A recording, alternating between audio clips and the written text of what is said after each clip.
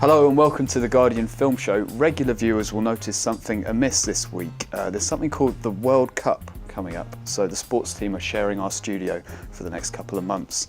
You can watch their videos from June the 12th on theguardian.com/sport, and in the meantime, here's what's coming up on our show. Angelina Jolie sides with evil in Disney's fantasy epic Maleficent. Greg Kinnear sides with God in Christianity's fantasy epic Heaven is for Real.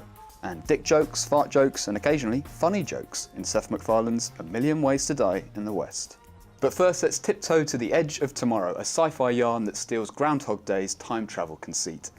This stars Tom Cruise and Emily Blunt as future heroes trying to save the world the same day at a time. Guess which one of them we got to interview.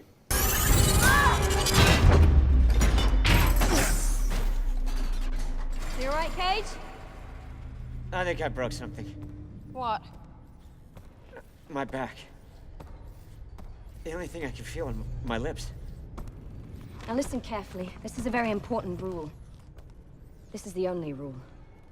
You get injured on the field, you better make sure you die. Why? Last time I was in combat, I was hit. I was bleeding out, just not fast enough. I woke up in a field hospital with 3 pints of someone else's blood, and I was out. I lost the power. Do you understand? I think we'd better start over, don't you? What?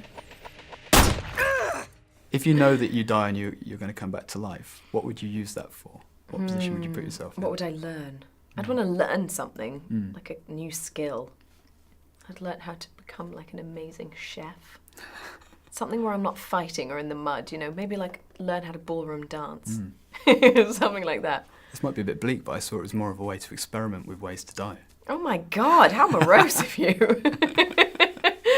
Yeah, I know, I wouldn't necessarily, Jesus Christ.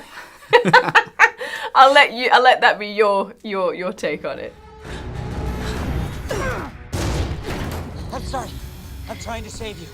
We're getting slaughtered. You need to get us off this beach. The film's a lot about rehearsing to get perfection, and I wondered if you felt it was a comment on filmmaking in any way. Yeah, it is in a way. I think there's a lot of repetition in films, and there's a lot of focus required to perfecting something, perfecting a moment in a scene, and so yeah, I don't know if it's a comment on filmmaking in general, but it certainly felt like we were making a film on top of a film. That's Emily Blunt in The Edge of Tomorrow, and joining me now are Peter Bradshaw and Catherine Shord. Peter, every time we film this episode, you tell me that this is dull as ditch water, that Emily Blunt and Tom Cruise don't have any chemistry. You're going to say something different this time? That's funny, you asked me exactly the same question yesterday. If ever a film suffered from the anxiety of influence, it's this. The point about Groundhog Day is, it's not simply that Groundhog Day was funny and this is trying to be exciting. I think Groundhog Day was funny and exciting, and it brought an extraordinary high level of sophistication and wit to that conceit, whereas Edge of Tomorrow just does it and does it and does it and does it, and then sort of halfway through kind of forgets about it because it realizes that if it really is trapped in the loop, then the straightforward screenplay narrative isn't going to continue. So it kind of inches its way out of there. And I found it kind of dull, to be honest with you. Well, it is an action film at heart. It is an action film, yes. So the idea of some kind of time loop, time-space loop, which stymies action, this is obviously not going to be tolerated, or not tolerated for long. And I've got to say, the idea of the time loop which changes the Tom Cruise character's personality, the idea that he grows, that he learns something about himself, learns how to be a hero, he reaches inside, finds the hero inside himself, that's fine.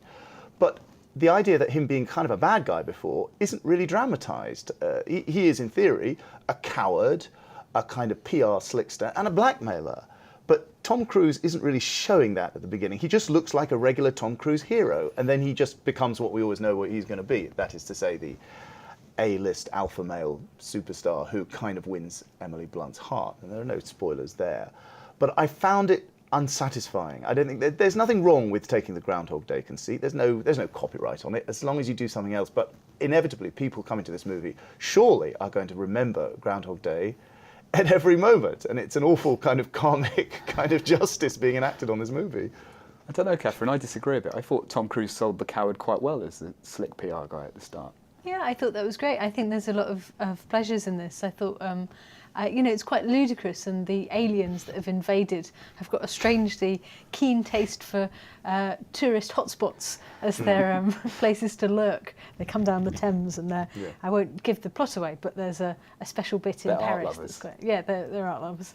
And Emily Blunt sort of, you know, sells it as this ridiculously muscly, tough soldier. You see her endlessly in this same weird yoga pose from which she rises in an amazingly muscly way. And then Noah Taylor is the mad scientist kind of, I'm not going to do the accent. Is he Jamaican? Yeah. And he's always having to give expository dialogue about, you know, just bananas stuff. And then Brendan Gleeson, it's just got one expression as the general who thinks Tom Cruise is current. Well, these are good things. I thought it was quite exciting, quite liked it. I know what Peter means. You know, there is this inherent problem with it, but there's fun to be had. Where does this stand in the Cruise canon? I mean, he's done Oblivion recently. He's into these kind of sci-fi. It's a hell of a lot very better light. than that, isn't it? It's much better than Oblivion, right? Yeah, and what else has he done before that? He's done other duff things, and I mean, Night and Day, of which I was a fan. You know, Night and Day, I thought was slightly better, to be honest with you. Wow, okay. I know, of course, the MI4, which I think was better. I don't know. He does, of course. We know Tom Cruise can be a great bad guy. I mean, he was absolutely brilliant in Tropic Thunder and Magnolia. He can really show us kind of sense of humour about himself if he's given a real script and not just a kind of multiplex sort of genre script. He can do really well. There was a really interesting piece in the LA Weekly last week with a writer called Amy Nicholson arguing that Tom Cruise's conservatism in what he picks now is our fault for attacking him quite so much. So, you know, if you don't like his films now, it's your guys' fault. Well, yeah. I can only apologise to Tom Cruise. The weight of blame on my shoulders is crushing. Stop, wait. Stop, wait a second. Wait a second. Because I've been thinking. I mean, this thing's in my blood. So maybe there's some way I can transfer it to you. I've tried everything, it doesn't work. I mean, have you, you know, tried all the options? Oh, you mean sex? Yeah, tried it. How many times? All right. That's The Edge of Tomorrow, and we'll give it a few more runs with Peter. I'm sure he'll come around eventually. Now, on to Maleficent, which stars Angelina Jolie in a revisionist take on the Sleeping Beauty fable. Here's Jolie and her co-star Sam Riley trying to corrupt our own beautiful innocent, Andrew Pulver.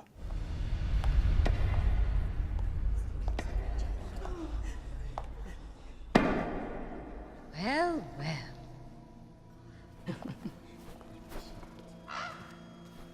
What a glittering assemblage, King Stefan. Royalty, nobility, the gentry, and how quaint. Even the rebel. To be honest, I think I was drawn to the evil. At first, just the fun of playing the character that I was always afraid of and kind of drawn to when I was a little girl. I found her just mesmerizing. She was so powerful and elegant and terrifying. Curious little beastie. Bring her to me. When she was turning me into something, they'd sort of told me a sort of pose to pull. Or when you sort of pretend like you've just flown into the thing. Yeah, no, that's what I was saying. You have to sort of wing flapping. Yeah, well, weirdly, I mean, I didn't really know I was going to prepare for it because I like to do my homework and things. It's part of the fun of doing this job. But I had they organised for me to spend a day with a raven in a room, and I watched him for hours and sort of tried to. I've never seen a raven before, I don't think. They're very big and quite intimidating because they've got a lot of personality. They're quite vain and they know their power. And I also work with a movement coach after studying the raven. And head movements and things like that, and to the point where I did run around a room flapping my arms around like a bird. Peter, this is Angelina's first live-action role since 2010's The Tourist. Is this any better? I think it's better, yeah. It reminded me in a way of how much I kind of missed Angelina Jolie. She's such a potent, powerful screen presence. She's almost like an animation herself. This is a live action that's been digitally tweaked. Her cheekbones and face have been kind of tweaked to bring out the sort of mad, kind of sharp cheekbones and the planes and the faces of her facial musculature and all the rest of it. And it made me realise that she is genuinely an incredible icon. She is like the Sophia Loren of our day. She has this extraordinary, hyper-real beauty, and she is a real screen presence. She really is. I quite enjoyed this. It's kind of silly. It's part of this sort of revisionist thing like Wicked, where you have to say, well, you know, was the Wicked Witch as bad as all that? How did she get to be that way? And it's not bad. It's not bad, but it wouldn't be anything at all without Angelina Jolie. I mean, it just wouldn't exist. Take her away and the whole thing just collapses in a shower of pixels. We had a glut of fairy tale films, things like Snow White and the Huntsman recently. Is this simply a hangover from that, or is it something more? This is much, much better because Angelina Jolie is the star, because they have made her kind of complex, nuanced villainy the centre of the movie and not some simpering kind of youngster. She kind of carries it. Usually Elle Fanning can totally steal it from other people. Elle Fanning plays the Sleeping Beauty character, but she, like everybody else, just has to bow down to Angelina's awesome force. And it made me realise how great she is, a kind of mommy dearest character. She was Grendel's mum in Beowulf. She was terrific in that, this sort of surreal, gigantic figure. And also Colin Farrell's mum in Alexander the Great. And I think this is another of her great kind of mommy dearest kind of roles. I know you're there. Don't be afraid. I am not afraid. Then come out. Then you'll be afraid. No, I won't.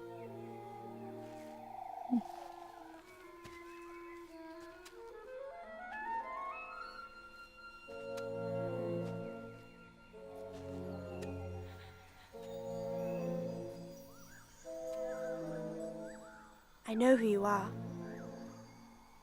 Do you? You're my fairy godmother.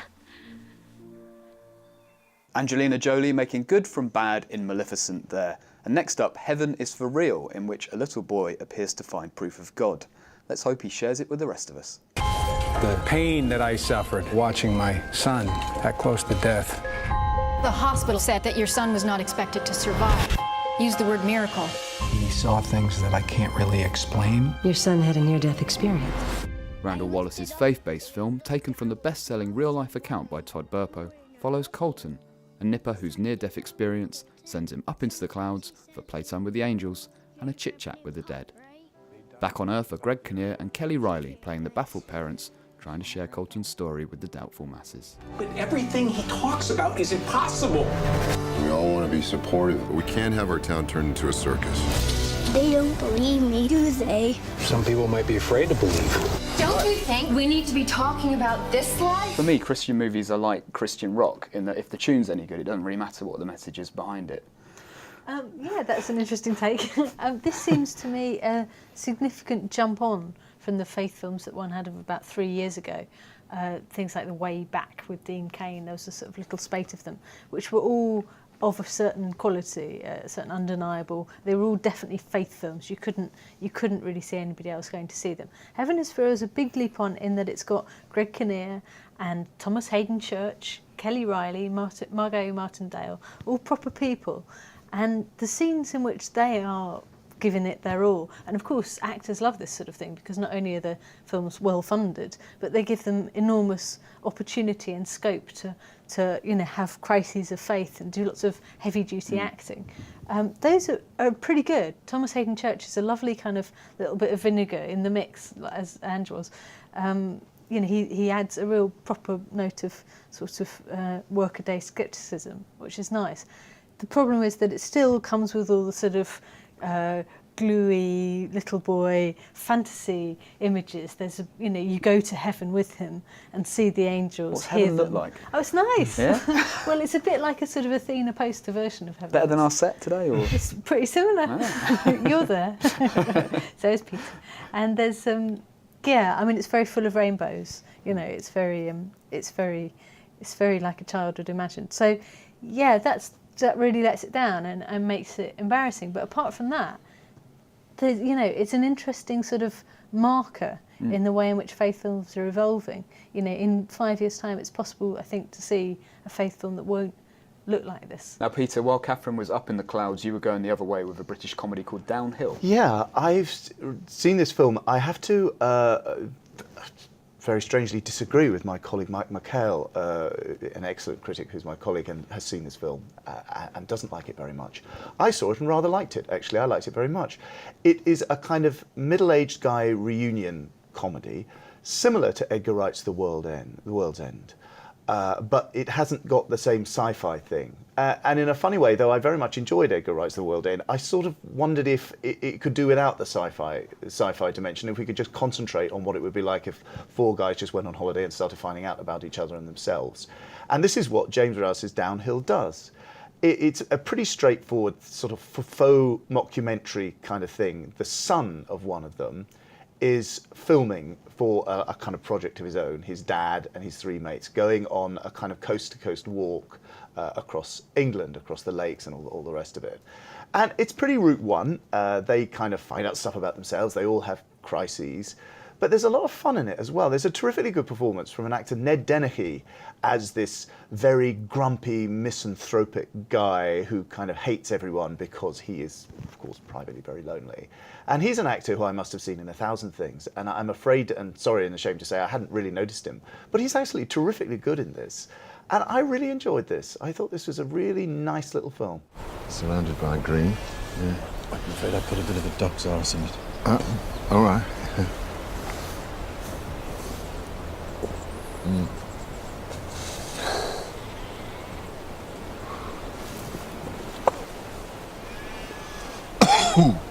Ooh. Wow, that's been a long time. Yeah. We're going to have these mics on for the whole duration. Keith, really important, right? It's vital that Luke gets everything covered. Yeah, no, of course. No, I understand that, Luke. But, Oh my God. Luke, get out of this. Oh, wow. Oh, that is nice. That is nice.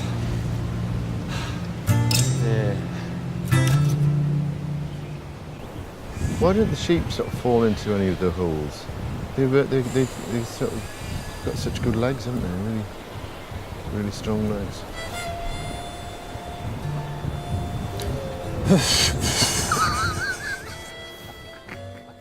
That's James Rouse's Downhill, and now on to A Million Ways to Die in the West. This is Seth MacFarlane's take on the comedy western, and it rolls into town with an all-star cast. Let's take a look.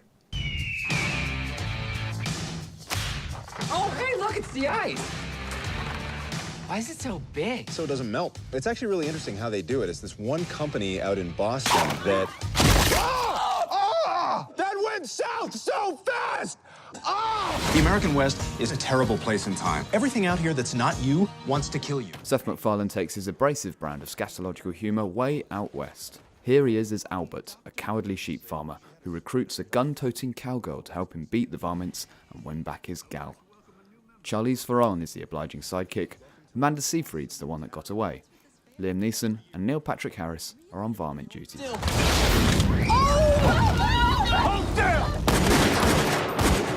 People die at the fair. People die at the fair. Catherine, is this a Blazing Saddles or a Wild Wild West? Well, I suspect it might be better than Blazing Saddles. I mean, you know, people sort of talk about Blazing Saddles as if it's sort of this great classic. And, you know, it doesn't stand up that well. It's one of those films that, you know, it's like Airplane. You think of it as this great classic. And it is funny, you know, but then, you know, it seems quite slow. I think what this one does is something sort of more interesting in taking the modern sensibility and inserting it into the Old West. And, you know, this guy who sort of realises what a nightmarish place this is to live. And that's a very rich comedy theme. I'm kind of amazed how much I like this because, you know, you have this extremely self-righteous backlash against Seth MacFarlane, which I suspect is still a hangover from his Oscars debacle a year and a bit ago. Right. But it's also because a lot of people objected to Ted. We rather liked it. But, you know, people really don't like this guy. I saw this at a multimedia screening, so that's at 6:30 in the evening. The laughs kept coming from me, you know, included. This really hits many more times than it misses. It's ambitious, you know, it's thematically interesting, it's well played, it's snappy. You know, there's some gross out stuff in there, but there's some really good jokes in there as well. I really liked it. Also, there's a cameo, you know, from somebody from one of my favourite films of all time, which, you know, that's a clincher for me. Do you think films like this tend to suffer at being press screened like that? Because it's quite a strange environment in the press screening. There's only a few people in the room for a start. Absolutely. And if nobody's laughing, you feel kind of awkward laughing on your own, right? I've many a time I've sat there laughing and I thought, what is it with you bunch of miserable so-and-sos? I think there is a real critical kind of prejudice against comedies from critics, especially critics who think that it's their job to be funny at film's expense. They are very ungenerous and obtuse at what we might call professional show business comedy. People like Seth MacFarlane who are doing it and doing it for a living very successfully. I think anyone who's not a fan of Seth MacFarlane should go into this knowing that you do have similar things to Ted. You have jokes that are very close to the bone in terms of race and homophobia. There's a little, it's quite close to the edge all the same, right? It's hard to defend it fully, I guess. I don't know. I Or think. do you?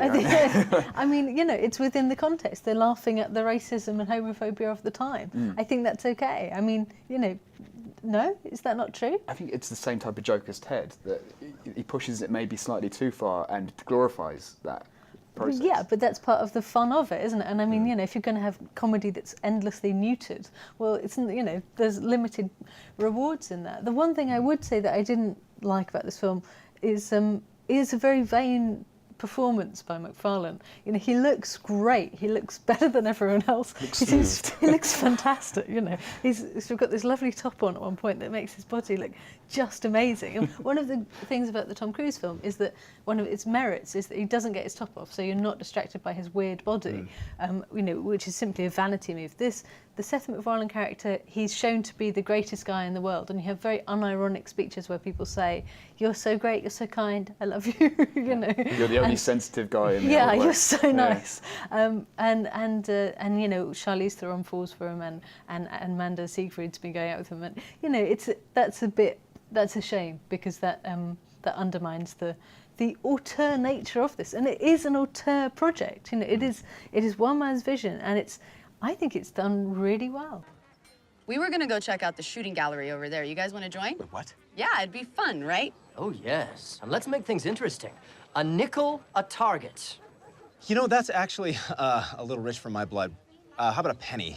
What's the matter, Albert? Is business bad? Oh. No, a penny. It is. Good Lord, Albert, you're such a cheapskate. Oh! Wow! Let's go, Louise. You can shear me on. Oh, no, I didn't! That's A Million Ways to Die in the West, and that's it from us this week. Thanks to Catherine and to Peter for joining me. Thanks to you for watching. Extra special thanks to our audio producer, Thibaut, who's leaving after this week. Bon chance, Thibaut. You're a sound guy in more ways than one. Zan Brooks is back next week, and we'll see you then.